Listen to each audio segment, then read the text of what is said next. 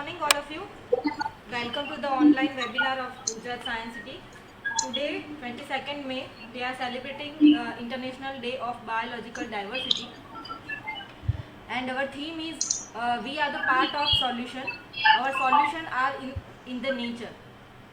મતલબ કે આપણે જે પૃથ્વી પર રહીએ છીએ એમાં ઘણી બધી જૈવ વિવિધતા આવેલી છે અને એમાં જ આપણું સોલ્યુશન સમાયેલું છે. બધું સોલ્યુશન આપણને એમાંથી જ મળી રહે છે, એટલે આપણે એને બચાવવાની પૂરી કોશિશ કરવી જોઈએ. એના વિશે વધારે નહીં જણાવતા હું આજે આપણી સાથે જે રિસર્ચ પર્સન છે એમના વિશે વાત કરીશ. આપણી સાથે આજે છે doctor Rajesh Patel sir. Sir is the professor of department of bioscience, Veer Narmad south Gujarat university, Surat. સરે લગભગ 45 જેટલા રિસર્ચ પેપર પબ્લિશ કર્યા છે ઇન્ટરનેશનલ અને નેશનલ જર્નલમાં. હું રિક્વેસ્ટ કરીશ સરને કે સર આજનો સેશન સ્ટાર્ટ કરે અને આપણા વ્યુઅર્સને બાયોડાયવર્સિટી વિશે થોડું જણાવે અને પ્લસ માઇક્રો ઓર્ગેનિઝમ કે જે અત્યારે હાલ વાયરસ અને માઇક્રોબાયોલોજી વિશે આપણે જાણવાની જરૂર છે એના વિશે બી થોડી ઘણી સમજ આપે. હું રિક્વેસ્ટ કરીશ સરને કે સર આજનું સેશન સ્ટાર્ટ કરે. Thank you, Arshida. Screen is visible? Yes, sir. Okay. Just wait, I will just go for the full screen. Okay.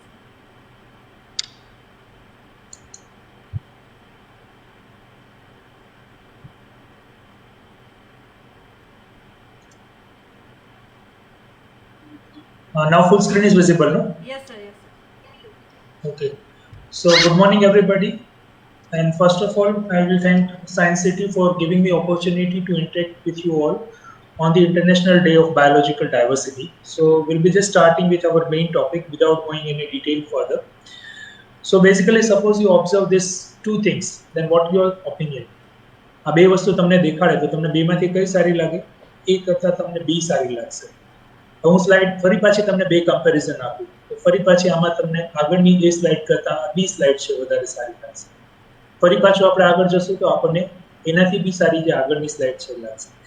આવી જ રીતે આપણે જોઈએ તો હ્યુમન નેચર અને નેચરનો બી એવો રોલ રહેલો છે કે નેચર હંમેશા ડાયવર્સિટીને પ્રિફર કરે છે. ડાયવર્સિટી એટલે જૈવ વિવિધતા, બાયોલોજીકલ ડાયવર્સિટી. આપણે એની આગળ કરેક્ટ ડેફિનેશન અને બધામાં જઈશું, પણ એટલીસ્ટ જે પણ જગ્યાએ તમને વિવિધતા જોવા મળે છે એ વિવિધતા તમારી આંખને ઉડીને વળગે છે અને એ તમને હંમેશા સારી લાગે છે.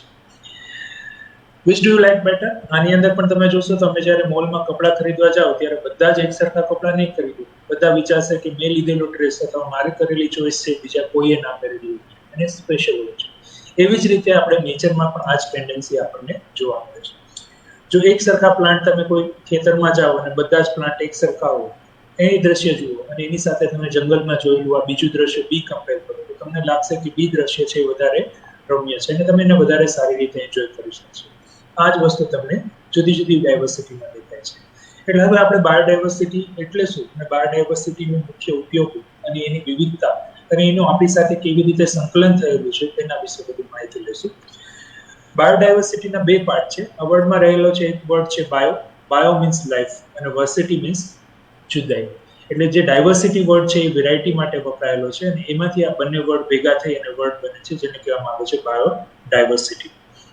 બાયોડાયવર્સિટીની જો આપણે સાયન્ટિફિક ડેફિનેશન જોવા જઈએ તો biodiversity is the biological diversity is the total sum of all living organism that exist on our earth. એટલે આપણી પૃથ્વી પર રહેલા બધા જ જીવને જો આપણે બધા સાથે બનાવીએ અને લિસ્ટ બનાવીએ તો એને આપણે ટોટલ બાયોડાયવર્સિટી કહેવાય છે. આ બાયોડાયવર્સિટીમાં ફૂલ પણ આવી જશે, માછલી આવી જશે, પ્લાન્ટ આવી જશે, એન્ટાર્કટિકામાં રહેતા પ્રાણીઓ બી આવી જશે અને તમારા ઘરમાં રહેતી બિલાડી પણ આવી જશે. એટલે એ રીતે પૃથ્વી પર રહેલા બધી જ જાતના જીવોનો જો સમૂહ આપણે કરીએ તો એને બાયોડાયવર્સિટી કહેવાય. બાયોડાયવર્સિટી કેટલી મોટી હોઈ શકે? So how much biodiversity we can have? તો અંદાજે 1.7 થી 2 મિલિયન સ્પીસીસ છે એટલી બાયોડાયવર્સિટીની હોઈ શકે અને એ આપણે જાણીતી સ્પીસીસ છે. પણ જો આપણે ટોટલ સ્પીસીસ લઈએ તો એ 100 મિલિયન થી પણ ઘણી વધારે સ્પીસીસ છે આપણી પૃથ્વી ઉપર રહી શકે છે. અને મોટાભાગની ડાયવર્સિટી જે આપણે જાણીએ છીએ એનાથી ઘણી બધી ડાયવર્સિટીથી આપણાથી અંજાણ પણ છે અને એ પાર્ટ મોટે ભાગે માઇક્રોબિયલ બાયોડાયવર્સિટીમાં આવે છે. So later on will talk about that also. ક્યાં બાયોડાયવર્સિટી રહેલી હોય છે? તો બાયોડાયવર્સિટી ઇઝ એવરીવેર. પૃથ્વીના દરેકે દરેક ખૂણા ઉપર તમને જુદી જુદી પ્રકારના પશુ, જુદી જુદી પ્રકારના વનસ્પતિઓ જોવા મળે છે. અને એવી જ રીતે એવી એક્સ્ટ્રીમ એન્વાયરમેન્ટ કે જ્યાં તમને કોઈ પણ વનસ્પતિ અથવા તો પ્રાણી ના જોવા મળે, ત્યાં તમને એવા સ્પેસિફિક પ્રકારના માઇક્રો ઓર્ગેનિઝમ પણ જોવા મળે છે. એટલે બાયોડાયવર્સિટી છે એ એવરીવેર, બધી જ જગ્યાએ તમને જોવા મળે છે.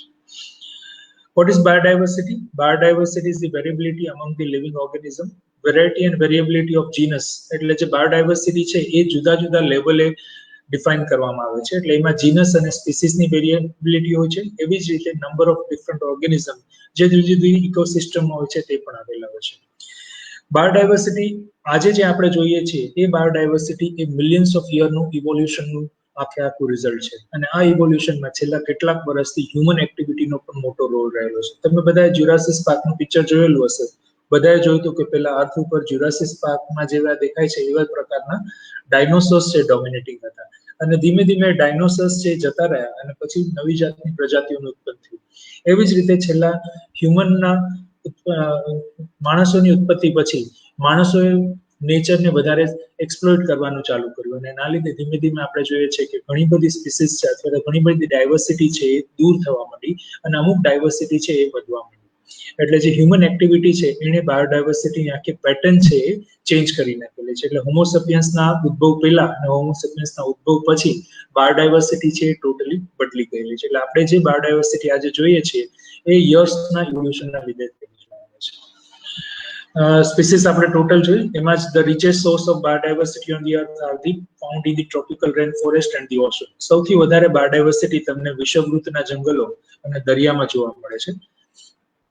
બાયોડાયવર્સિટીને જો આપણે પૈસાની સાથે સાંકળવાનો ટ્રાય કરીએ, કેમ કે ગુજરાતી હોવાના નાતે મોટે ભાગે આપણે દરેક વસ્તુમાં પૈસા જોઈએ છીએ, તો એ રીતે જુઓ તો બાયોડાયવર્સિટી એ ફક્ત નેચરનો પાર્ટ નથી, પણ બાયોડાયવર્સિટી ઉપર પણ ગ્લોબલ ઇકોનોમી છે એ ડિપેન્ડ થયેલી છે.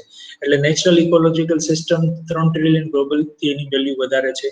એવી જ રીતે રિક્રિએશન, નેચર, ટુરિઝમ એ 12 બિલિયનથી વધારે એન્યુઅલ રેવન્યુ જનરેટ કરે છે.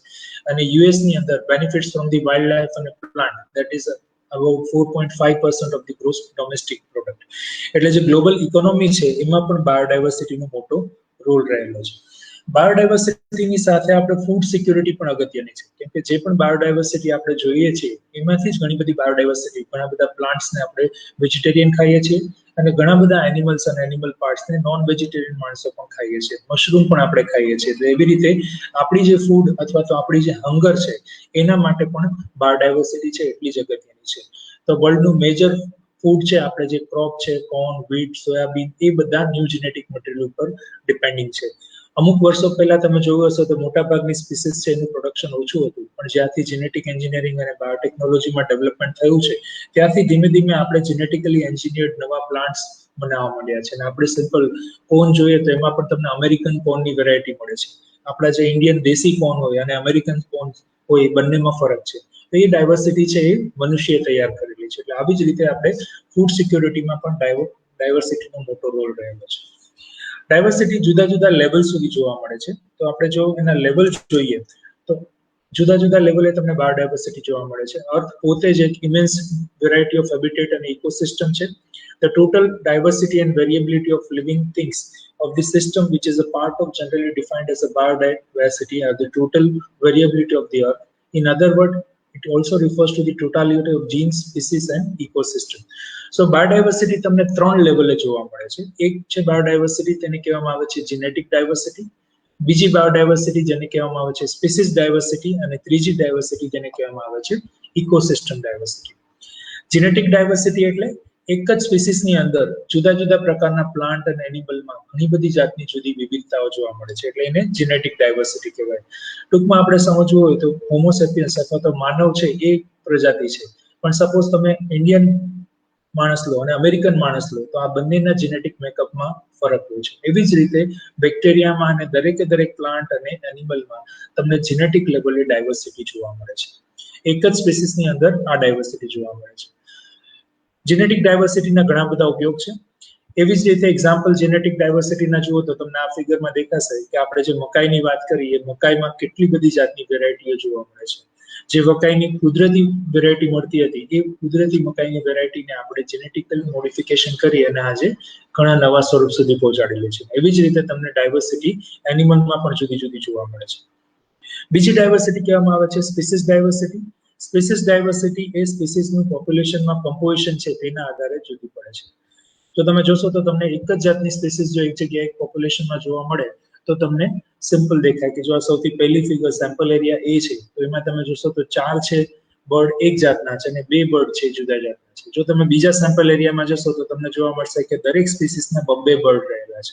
અને ત્રીજામાં તમે જોશો તો સ્પીસીસની ડાયવર્સિટી તમને માખીથી લઈ અને હાથી સુધી જોવા મળે છે. એટલે આ ટાઈપની જુદી જુદી સ્પીસીસ જો તમને કોઈ એરિયામાં દેખાતી હોય તો એને સ્પીસીસ ડાયવર્સિટી કહેવાય. ડાયવર્સિટી માપવા માટે જુદા જુદા ઇન્ડેક્સીસ વપરાય છે. એની અંદર એક વેલ નોન ઇન્ડેક્સ છે that is the point richness species that are found at one single point. માનો કે આજે કોઈ એક જગ્યાએ ભારતમાં આપણે જઈએ અને તે જગ્યાએ જે સ્પીસીસ જોવા મળે તો એને પોઈન્ટ રિચનેસ કહેવામાં આવે. Alpha diversity number of species found in a small homogeneous area.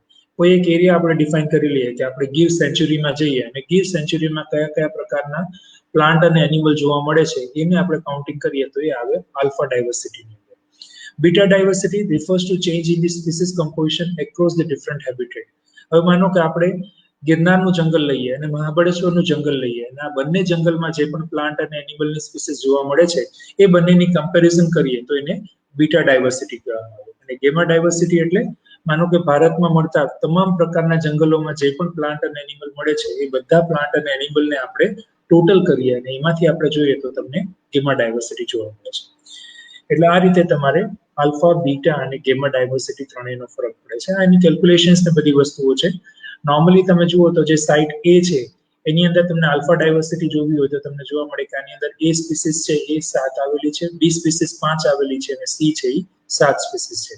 જો તમે બીટા ડાયવર્સિટી જુઓ તો શું થાય, એ અને બી બંનેની અંદર જે સ્પીસીસ કોમન આવે એ તમારે જોવાની. એટલે અહીંયા તમે જુઓ તો તમને આ 2 સ્પીસીસ છે એ બંનેની વચ્ચે કોમન જોવા મળે. એટલે બીટા ડાયવર્સિટી આ બેની વચ્ચે છે એ બેની આવશે. અને જ્યારે આપણે ગેમા ડાયવર્સિટી કહીશું ત્યારે શું થશે, આ બધામાં કોમન હોય એવી સ્પીસીસ આપણે જોવા મળે. એટલે ટોટલ સ્પીસીસ તમને બધાની ભેગી થઈને મળે એ ગેમા ડાયવર્સિટીની અંદર. એવી જ રીતે ફંક્શનલ ટાઈપ પણ પડે છે, hierarchy component of the biodiversity. બાયોડાયવર્સિટીની ફંક્શનલ ટાઈપ પડે છે. ફંક્શનલ ટાઈપમાં આપણે જુદા જુદા પ્રકારના ઓર્ગેનિઝમને કરીએ છીએ. આપણે કાર્નિવોરસ એનિમલ કહીએ છીએ, નાઇટ્રોજન ફિક્સિંગ પ્લાન્ટ કહીએ છીએ, ઇકોસિસ્ટમ અને જુદી જુદી જાતના જંગલો કહીએ છીએ. તો આ બધી એને ફંક્શનલ ટાઈપ કહેવાય. માનો કે ગિરનારનું જંગલ છે એ જુદી પ્રકારનું છે, મહાબળેશ્વરનું જંગલ છે એ જુદી પ્રકારનું છે અને કાના ફોરેસ્ટ છે એ જુદી પ્રકારનું છે. એટલે એ પ્રમાણે તમે એને ફંક્શનલ ટાઈપ પણ અલગ અલગ પાડી શકો છો. બીજા ટાઈપની બાયોડાયવર્સિટી ઘણી બધી આવે છે. Genetic diversity, organism diversity, population diversity, species diversity, community diversity, ecosystem diversity, landscape diversity અને બાયોજિયોગ્રાફિક ડાયવર્સિટી. એટલે આ રીતે ડાયવર્સિટીની ઘણી બધી પેટર્ન તમને જોવા મળે છે. હવે જે ડાયવર્સિટી અથવા તો વિવિધતા જોઈએ એની આપણે વેલ્યુ જોવા જઈએ તો ડાયવર્સિટીની વેલ્યુ શું છે આપણા માટે? તો ડાયવર્સિટીની 2 જાતની વેલ્યુ તમને જોવા મળે છે. એક વેલ્યુ છે જેને કહેવાય છે ડાયરેક્ટ વેલ્યુ. એ કન્ઝમ્પટિવ વેલ્યુ અને પ્રોડક્ટિવ વેલ્યુ છે. ડાયવર્સિટીને તમે કાં તો ઉપભોગ કરો છો અથવા તો તમે એને કોઈ પણ રીતે ઇકોનોમિક પર્પસ માટે વાપરો છો, તો એ આવશે તમારે ડાયરેક્ટ વેલ્યુની અંદર.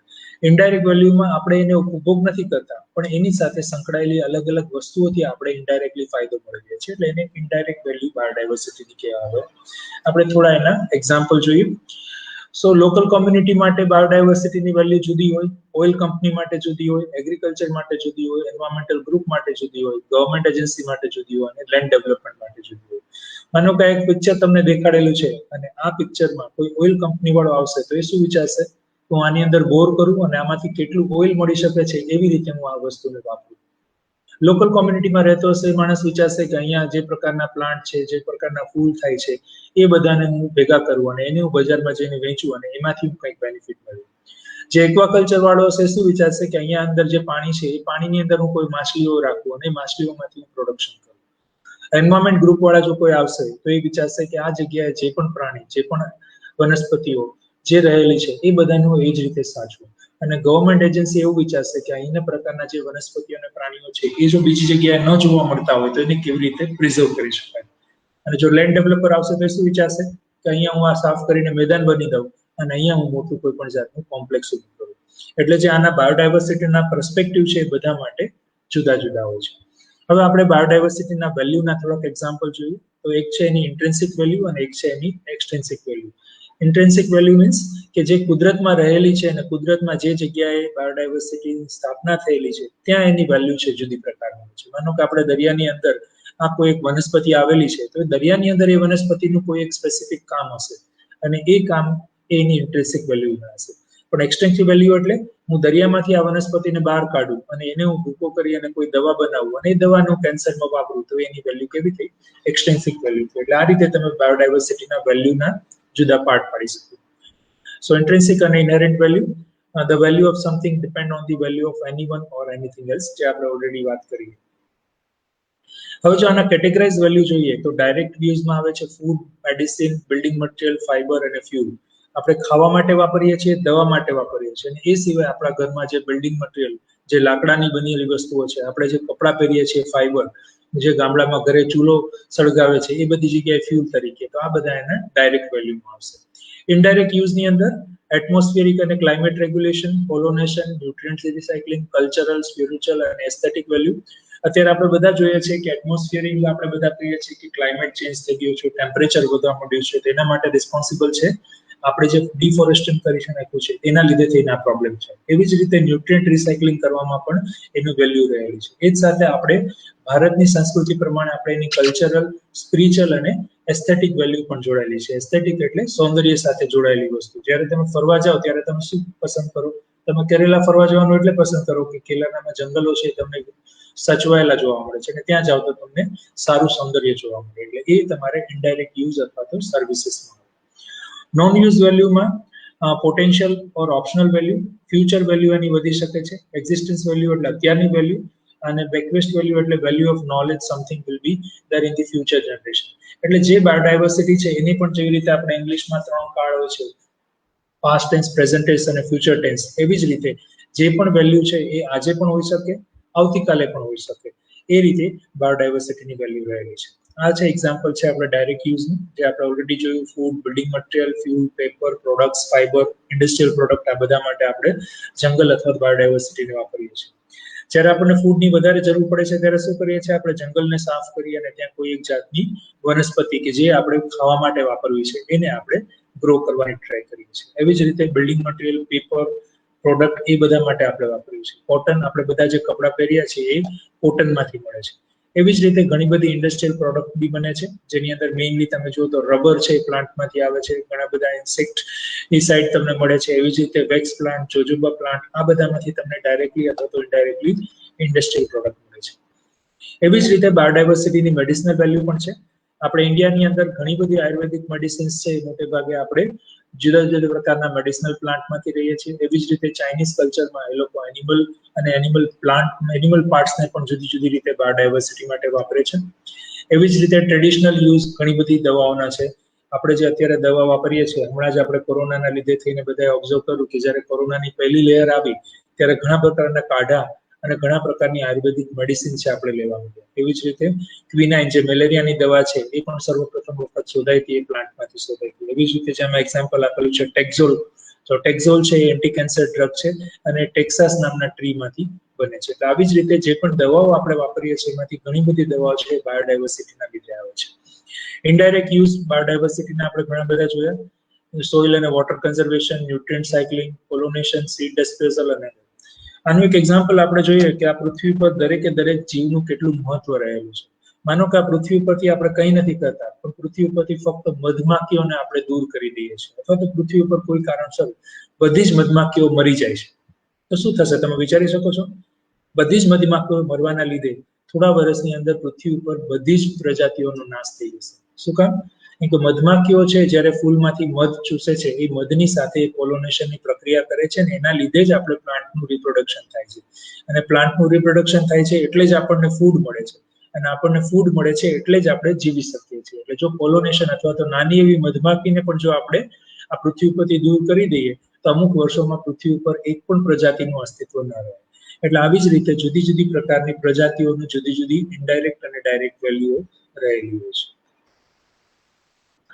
ગ્લોબલ પ્રોસેસીસની અંદર સૌથી મોટો રોલ છે એનો એટમોસ્ફિયરિક રેગ્યુલેશનમાં. સૌથી વધારે રોલ છે ફોટોસિન્થેટિક બાયોડાયવર્સિટી છે. એટલે જે પ્રકારની વનસ્પતિઓ છે એ હવામાનથી કાર્બન ડાયોક્સાઇડ લે છે અને ઓક્સિજન છે જનરેટ કરે છે. અત્યારે આપણે કોરોના મહામારીમાં જોયું કે ઓક્સિજનના બાટલાઓ માટે લાઈન લાગી ગઈ અને કેટલા બધા માણસો છે ઓક્સિજનથી મરી ગયા. ત્યારે આપણને ઓક્સિજનની વેલ્યુ સમજાય છે અને આ જ ઓક્સિજન જુદા જુદા પ્રકારની બાયોડાયવર્સિટીના લીધે થઈને આપણને મફતમાં મળે છે. અને આ બાયોડાયવર્સિટીની જો આપણે વેલ્યુ નહીં કરીએ તો કાર્બન ડાયોક્સાઇડનું પ્રમાણ દિવસે દિવસે વધતું જશે. અને કેવો વખત આવશે કે જેવી રીતે આપણે ઘરેથી પાણી ભરીને લઈ જઈએ છીએ એવી જ રીતે આપણે ઓક્સિજનના બાટલા પણ સાથે લઈ જવા પડશે. એટલે એટલા માટે એટમોસ્ફિયરિક રેગ્યુલેશનમાં પણ આ અગત્યની વસ્તુ છે. ક્લાઇમેટ ચેન્જ અને રેગ્યુલેશન. હમણાં થોડા દિવસ પહેલા તમે જોયું હશે કે હિમશિલાઓ છે ઓગળવાના બધી જગ્યાએ પ્રોબ્લેમ્સ થાય અને એના લીધે થઈને દરિયાનું સ્તર છે વધવા મળે છે. એટલે ક્લાઇમેટ રેગ્યુલેશનની અંદર પણ બાયોડાયવર્સિટીની વેલ્યુ છે ઘણી બધી વધારે છે. સોઇલ અને વોટર કન્ઝર્વેશન. આપણે જોયું હતું કે લોકડાઉન જ્યારે હતું ત્યારે આપણે ગંગા જે દૂષિત થયેલી હતી એ ગંગા છે સ્વચ્છ થઈ ગઈ. આ સ્વચ્છ શું કામ થઈ ગઈ કે એમાં બહારથી કોઈ પણ વસ્તુ નહોતી આવતી, પણ ગંગાનું જે નેચરલ કુદરતી પાણી હતું એને પોતાને જાતે સાફ કરી નાખ્યું હતું. અને એવી જ રીતે સુરતની, અમદાવાદની બધી જ નદીઓ છે પોતાની જાતે રિસ્ટોરેશન થઈ હતી. એટલે આ જ રીતે સોઇલ અને વોટર કન્ઝર્વેશન જો આપણે હ્યુમન ઇન્ટરફિયર ઓછો કરીએ તો એ પોતાની જાતે રિફ્રેશ અને રિસ્ટોર થતું રહે છે. ન્યુટ્રિયન્ટ રિસાયકલિંગમાં પણ એનો મોટો રોલ રહેલો છે. બાયોડાયવર્સિટીની અંદર જે પણ વસ્તુઓ છે એ બધી જ વસ્તુઓ ડિકમ્પોઝ થાય છે અને ડિકમ્પોઝ થઈ અને અંતે ફરી પાછી એ આપણે જે ઇન્ડિયન કલ્ચરમાં કહે છે કે પંચમહાભૂતમાં એ વિલીન થઈ જાય છે. એટલે જ્યાં સુધી કોઈ એક ઓર્ગેનિઝમ જીવે અથવા તો કોઈ એક પ્રાણી અને વનસ્પતિ જીવે એના મર્યા પછી તેના દરેક અંગો છે એ પણ ફરી પાછા વપરાઈ જાય છે. પોલિનેશન અને ડિસ્પર્ઝન, જે આપણે આગળ જોયું એની જેમ કે ફ્લાવરિંગ પ્લાન્ટ પર જે મધમાખી અને પતંગિયા છે એ પોલિનેશન માટે જવાબદાર છે. એટલે એક્ઝામ્પલ આપણે જોઈ લીધું કે આના લીધે જ તમને જુદી જુદી વસ્તુઓ જોવા મળે છે. Source of inspiration and information. આપણને જે પણ વસ્તુઓ જોવા મળે છે એમાં ઘણી બધી વસ્તુઓ આપણે નેચર ઇન્સ્પાયર્ડ હોય છે. એને કહેવામાં આવે છે બાયોમિમિક્રી. એવી જ રીતે applied biology, medicinal model, education અને સાયન્ટિફિક રિસર્ચ, આ બધી વસ્તુઓ માટે પણ આપણે ઇન્સ્પિરેશનની સોર્સ છે નેચરમાંથી મળે છે. મેડિસિનલ મોડલ, તમને જે દવાઓ જોવા મળે છે એમાંથી ખાસી બધી દવાઓ છે આપણે મોટે ભાગે બાયોડાયવર્સિટીમાંથી મેળવીએ છીએ. સ્પિરિચ્યુઅલ અને કલ્ચરલ વેલ્યુ, તો દરેકે દરેક કલ્ચરમાં અમુક પ્રકારના પ્રાણીઓને પ્રોટેક્ટ કરવામાં આવે છે અને એ પ્રાણીઓને પ્રોટેક્ટ કરીએ તો જ આપણું અસ્તિત્વ છે ટકી રહે. માનો કે આપણે રણમાં જઈએ તો રણની અંદર જે મહત્વ આપણે ઊંટનું છે એવું મહત્વ આપણે ભારતના બીજા પ્રદેશમાં ગાય અને દુધાળા ઢોરનું રહેલું છે. એવી જ રીતે જો તમે કોઈ એટલાન્ટિક અથવા તો એ જગ્યાએ કે જ્યાં બહુ ઠંડી વનસ્પતિ ઠંડુ વાતાવરણ હોય ત્યાં તમે જાઓ તો ત્યાં એસ્કિમો અથવા તો ત્યાં સ્પેસિફિક પ્રકારના કૂતરાઓ કે જે આ કન્ડિશનમાં રહી શકે છે તેની વેલ્યુ રહેલી છે. તો આ બધા આપણા સ્પિરિચ્યુઅલ અને કલ્ચરલ વેલ્યુ સાથે જોડાયેલા રહે છે અને એને આપણે પ્રિઝર્વ કરીને હંમેશા આગળ જઈએ છીએ. એસ્થેટિક વેલ્યુ, તમને જ્યારે ફરવા જવાનું મન થશે આ લોકડાઉન પૂરું થયા પછી ત્યારે તમે ઇન્ટરનેટ ઉપર ફરી પાછો આવો જ બીચ અથવા તો કોઈ જંગલ ગોતશો અને તે જગ્યાએ તમે જશો તો તમારું મન છે રિફ્રેશ થઈ જશે. સો ફોરેસ્ટ વેબ, આખી જે જંગલની છે જેને ફૂડ વેબ કહેવામાં આવે છે, એ ફૂડ વેબના લીધે તમને દેખાય છે કે દરેક વસ્તુઓ સચવાયેલી રહે છે. તો જે પણ વસ્તુ છે તે તમને નેચરમાંથી મળે છે અને નેચરમાં જે વસ્તુ ફરી પાછી જતી રહે છે. એના સિવાય જે નોન યુઝ અથવા તો પેસિવ વેલ્યુ છે, એક્ઝિસ્ટન્સ વેલ્યુ છે, બેન્ક્વેટ વેલ્યુ છે અથવા તો પોટેન્શિયલ ઓર ઓપ્શન વેલ્યુ છે. ઓપ્શન વેલ્યુ એવી છે કે અત્યારે બાયોડાયવર્સિટીની વેલ્યુ આપણને ખબર નથી. દરિયામાં કોઈ એક પ્રકારના બેક્ટેરિયા રહેલા છે અથવા તો દરિયામાં કોઈ એક પ્રકારની માછલી રહેલી છે, એની કઈ વેલ્યુ છે આપણને ખબર નથી. પણ જો આપણે રિસર્ચ કરીએ તો એ ખબર પડે કે દરિયાના એ બેક્ટેરિયા કોઈ એન્ટી કેન્સર કમ્પાઉન્ડ બી બનાવી શકે અથવા તે માછલીમાંથી કોઈ આપણને નવો એવો કમ્પાઉન્ડ બી મળી શકે કે જેનાથી આપણે ફ્યુચરમાં કોરોના જેવી કોઈ રસી સામે પણ, કોરોના જેવા કોઈ રોગ સામે પણ આપણે દવા બનાવી શકીએ. એટલે બાયોડાયવર્સિટીમાં ઘણી બધી વસ્તુઓ છે તે અનનોન છે અને જે ફ્યુચરમાં આપણને કામ આવી શકે તેવી રહેલી છે. હવે એના પછીનો આપણે મુદ્દો જોઈએ તો થ્રેટ્સ ટુ ધી બાયોડાયવર્સિટી. આ બાયોડાયવર્સિટીને આપણાથી શું જોખમ છે? જેવી રીતે મેં શરૂઆતમાં કીધું એની જેમ કે જ્યારથી મનુષ્યની ઉત્પત્તિ થઈ ત્યારથી મનુષ્યએ શરૂઆતમાં જ બાયોડાયવર્સિટીનો ઉપભોગ કરવાનું ચાલુ કર્યું અને એ ઉપભોગ વધારતા ગયા અને એના લીધે થઈને બાયોડાયવર્સિટીને જુદા જુદા પ્રકારના ખતરા રહેલા છે. સૌથી પહેલો ખતરો છે એને કહેવામાં આવે છે હેબિટાટ ડિસ્ટ્રક્શન. હેબિટાટ ડિસ્ટ્રક્શન એટલે પહેલાના જમાનામાં માનો કે એક નાનકડું ગામ હતું અને ગામની બાજુમાં જંગલ હતું. ગામમાં જેમ વસ્તી વધવા માંડે એવી રીતે શું થશે, એ ગામમાંથી ફરી પાછા માણસો જંગલમાં જશે, જંગલમાંથી બધી વસ્તુઓ કાપીને પોતાના ઉપભોગ માટે વાપરશે.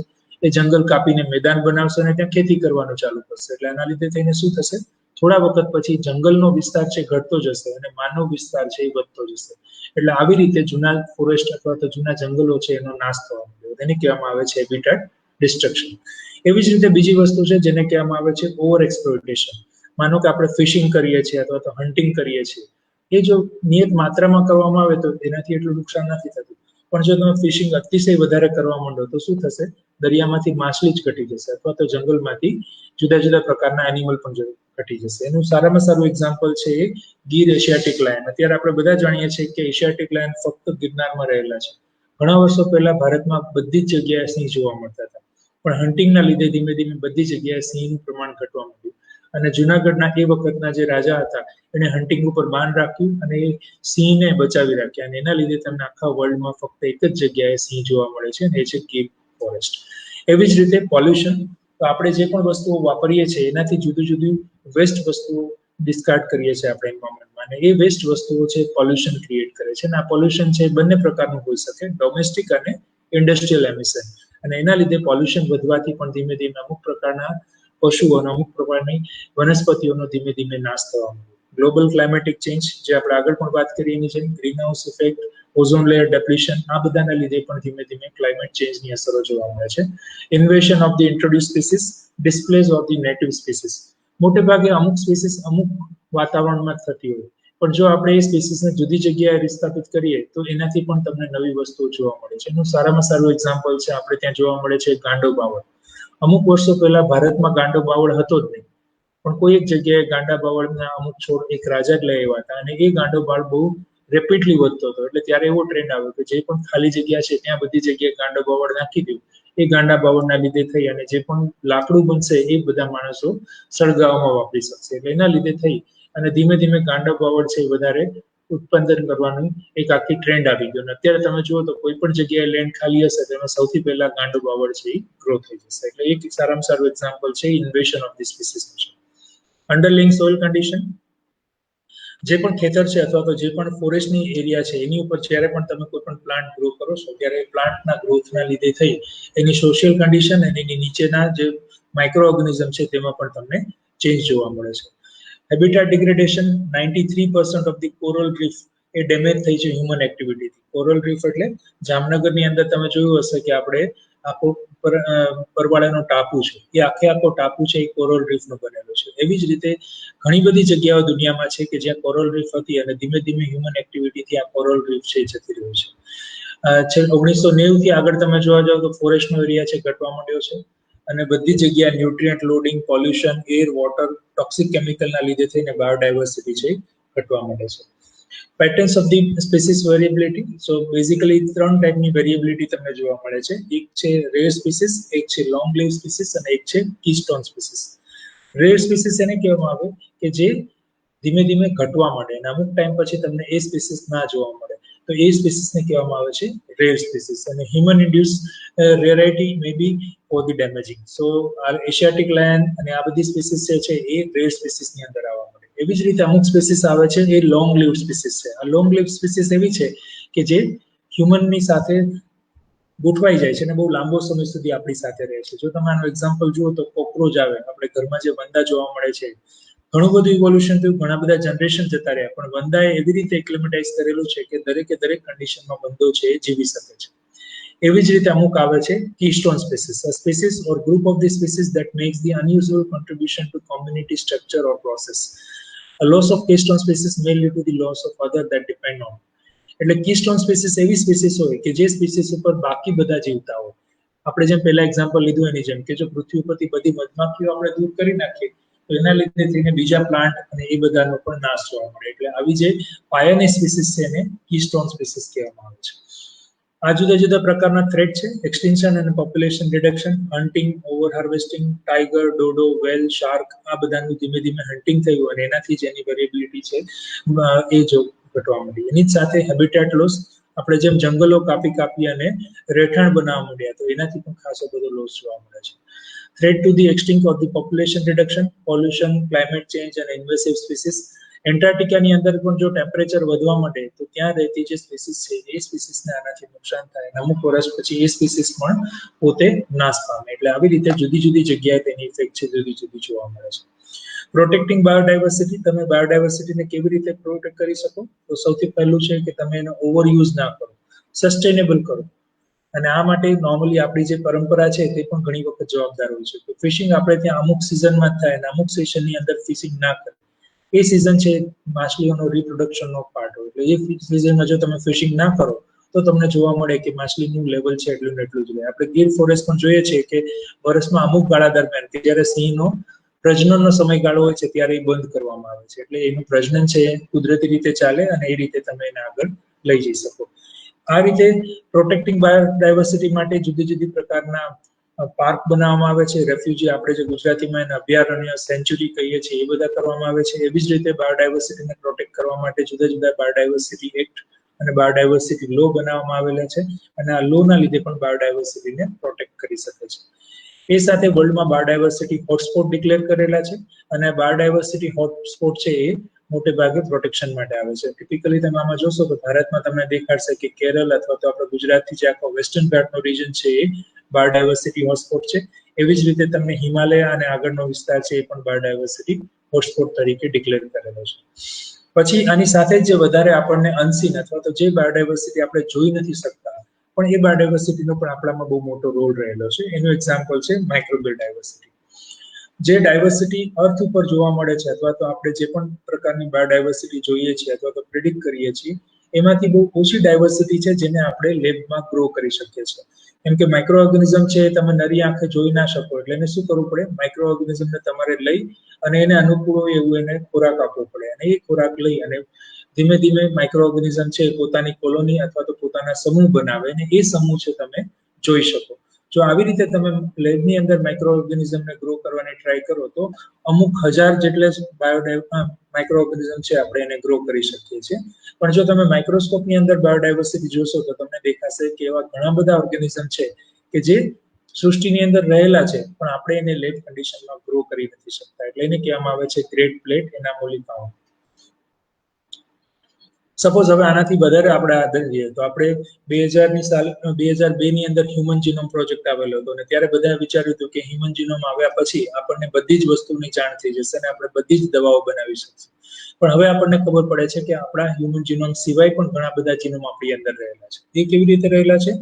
માનો કે એપ્રોક્સિમેટ હ્યુમનનું વજન, કોઈ પણ માણસનું વજન છે 50 થી 80 કિલો હોય તો 50 થી 80 કિલો વજનની અંદર માઇક્રો ઓર્ગેનિઝમ એના શરીરની અંદર 2 કિલો જેટલા રહેલા હોય છે. એટલે આપણા આંતરડામાં અને આપણા જે ફિકલ મેટર છે એની અંદર જુદા જુદા પ્રકારના ઓર્ગેનિઝમ રહેલા હોય અને એનો વેઇટ અરાઉન્ડ 2 કેજી થાય.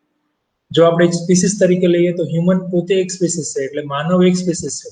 પણ આપણી અંદર રહેલા જે બેક્ટેરિયા છે એની સ્પીસીસ આપણે કાઉન્ટ કરીએ તો ખબર પડે કે 1000 થી 5000 જાતના જુદા જુદા બેક્ટેરિયા આપણી અંદર રહેલા હોય છે.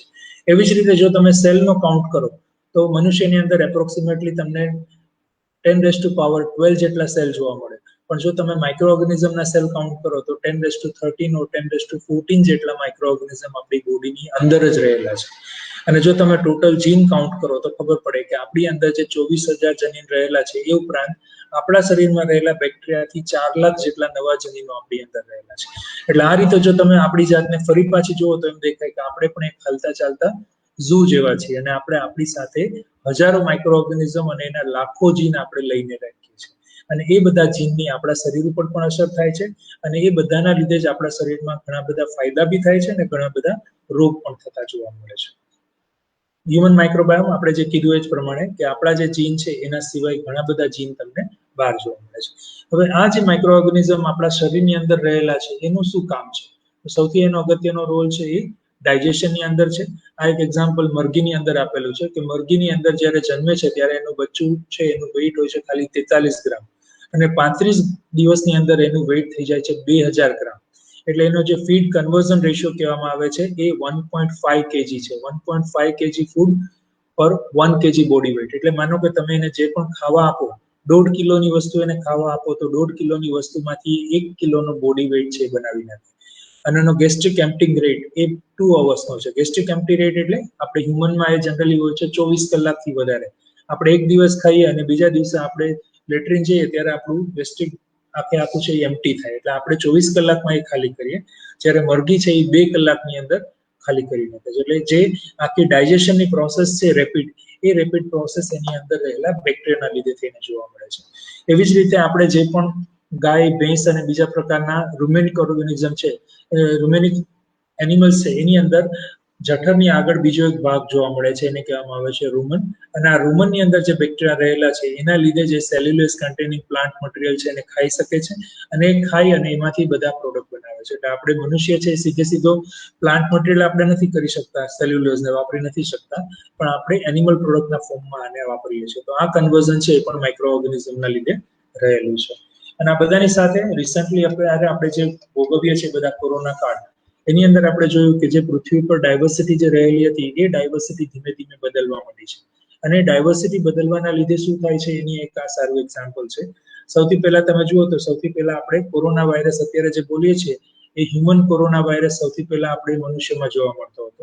ધીમે ધીમે આ હ્યુમન કોરોના વાયરસમાંથી જ અમુક વાયરસ છે રેટમાં ગયા, માઉસમાં ગયા, એવી રીતે જુદા જુદા એનિમલ્સમાં ગયા. અને એની પહેલા 2012 ની અંદર સૌથી પહેલા તમને MERS કરી અને કેમલમાંથી ફરી પાછો આ વાયરસ છે હ્યુમનમાં આવ્યો. એટલે એને middle East respiratory syndrome corona virus કહેવામાં આવે, અને એનાથી પણ એક વખત 2012 ની અંદર રોગ જોવા મળેલો હતો. એવી જ રીતે સિવિએટ કે જે કીડી ખાવ છે, એની અંદર પણ આ કોરોના વાયરસ છે ચામાચીડિયાથી ટ્રાન્સફર થયેલો હતો, અને 2002 થી 2004 ની અંદર એ સાર્સની સ્ટ્રેન છે આપણે જોવા મળી હતી. અને અત્યારે જે આપણે બધા જોઈએ છીએ કે ફરી પાછી જે સાર્સ કોવીની સ્ટ્રેન હતી જે વખતની, એ સ્ટ્રેન ફરી પાછી ચામાચીડિયામાંથી આવી અને 2019ની અંદર આપણને આખી નવી સ્ટ્રેન જોવા મળી છે, SARS-CoV-2. અને એના લીધે થઈને આપણે અત્યારે બધા ભોગવી રહ્યા છીએ એ પેન્ડેમિકનો એરા આપણે છે. અને એની અંદર પણ તમે બધાએ જોયું હશે કે ઘણી બધી સ્ટ્રેન આવે છે. જે પહેલી લહેર આવેલી હતી એની અંદર સ્ટ્રેન જુદી હતી, પછી યુકેની સ્ટ્રેન આવી, પછી આફ્રિકાની સ્ટ્રેન આવી, અને બ્રાઝિલની સ્ટ્રેન આવી. એટલે આ એક જાતની ડાયવર્સિટી છે. અને એવી જ રીતે ઇન્ડિયામાં સૌથી છેલ્લે B1.617 નામની સ્ટ્રેન આવી, B1.678 પણ સ્ટ્રેન આવી, અને અત્યારે જે બીજી લહેર આખી કોરોનાની હતી એ B1.617ની હતી. અને એ સ્ટ્રેન ફરી પાછી સિંગાપુર, યુકે અને બીજા કન્ટ્રીમાં પણ રિપોર્ટ થઈ, અને એના લીધે થઈને બધી જગ્યાએ તમને ફરી પાછો આ ડિઝીઝ જોવા મળે છે. એ જ રીતે તમે સાથે જોયું હશે કે થોડા વખત પહેલા કોરોના છે મોટો પ્રોબ્લેમ હતો, પણ અત્યારે આપણે જોઈએ છે કે કોરોનાની સાથે મ્યુકર માઇકોસિસનો પ્રોબ્લેમ પણ જોવા મળે છે. તો એ શેના લીધે થાય છે? કોરોનાથી બચવા માટે થઈને આપણે દવા લઈએ છીએ, અને દવાથી શુગરનું પ્રમાણ વધી જાય છે, આપણી ઇમ્યુનિટી ઘટી જાય છે. ત્યારે જે વાતાવરણમાં રહેલા નોર્મલ મ્યુકરના સ્પોર છે એ આપણી બોડીમાં ગ્રો થવા માંડે છે, અને એ મ્યુકર માઇકોસિસનો નવો રોગ જોવા મળે છે. એમાં પણ તમે હમણાં ટીવીના સમાચારોમાં જોયું હશે કે બ્લેક ફંજાઈ અને વ્હાઇટ ફંજાઈ કરીને આવવા. એટલે આવી રીતે જ્યારે પણ કુદરતમાં કોઈ પણ જાતનો ચેન્જ થાય છે ત્યારે બાયોડાયવર્સિટી છે એ પોતે પણ બદલે છે. અને આ વખતની જે આપણે વર્લ્ડ બાયોડાયવર્સિટીની થીમ છે એટલે we are a part of solution. તો આપણે બાયોડાયવર્સિટી સાથે કેવી રીતે વર્તવું જોઈએ? પહેલી વસ્તુ છે આપણે એને સમજવી જોઈએ. So we have to understand it. આપણે બાયોડાયવર્સિટીને સમજવી જોઈએ, we have to respect it. આપણે એનું પોતાનું મહત્વ સમજવું જોઈએ, અને એ બાયોડાયવર્સિટીને જે કન્ડિશનમાં છે એ કન્ડિશનમાં રાખવા માટે પ્રયત્ન કરવો જોઈએ. અને ત્રીજો પાર્ટ આવે છે એ છે બેલેન્સ ઇટ. જો તમે બાયોડાયવર્સિટી વાપરો છો તો તમે એને એવી રીતે વાપરો કે એનો સસ્ટેનેબલ યુઝ રહે, અને ફ્યુચરમાં પણ તમારી પછીની પેઢી પણ જે બાયોડાયવર્સિટી તમે આજે જુઓ છો તેને જોઈ શકો છો. અને સૌથી છેલ્લું છે સેવ ઇટ ટુ સેવ અસ. જો આપણે બાયોડાયવર્સિટીને નહીં બચાવીએ તો આપણે પણ નહીં બચી શકીએ. એટલે આખા પાર્ટના સોલ્યુશન તરીકે આપણે બાયોડાયવર્સિટીને જોવાનું રહેશે. તો મારા તરફથી અત્યારે આટલી જ વસ્તુઓ છે. એ સિવાય જો કોઈ પ્રશ્ન અથવા તો બીજી કોઈ વસ્તુ હોય તો આપણે લઈ શકીએ છીએ.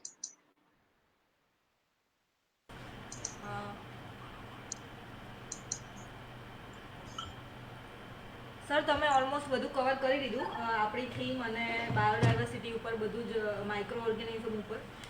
સર, એક ક્વેશ્ચન એ હતો કે અત્યારે જે હ્યુમન એક્ટિવિટીના લીધે બાયોડાયવર્સિટીને નુકસાન થયું છે, એના લીધે આપણે માઇક્રોસ એટલે કે બેક્ટેરિયા, વાયરસ જે કંઈ બી છે એ અલગથી ઉત્પન્ન થાય છે, કે એ બેઝિકલી નેચરનો જ પાર્ટ છે, કે હ્યુમન એક્ટિવિટીના લીધે એ ઇન્ટરપ્ટ થઈને નવા માઇક્રોબ્સ ઉત્પન્ન થાય છે?